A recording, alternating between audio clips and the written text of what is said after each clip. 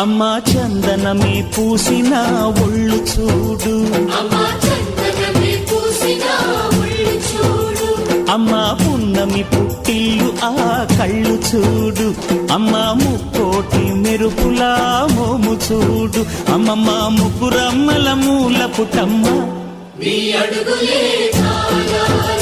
అమ్మా నిప్పుల్ని తొక్కిన నడక చూడు,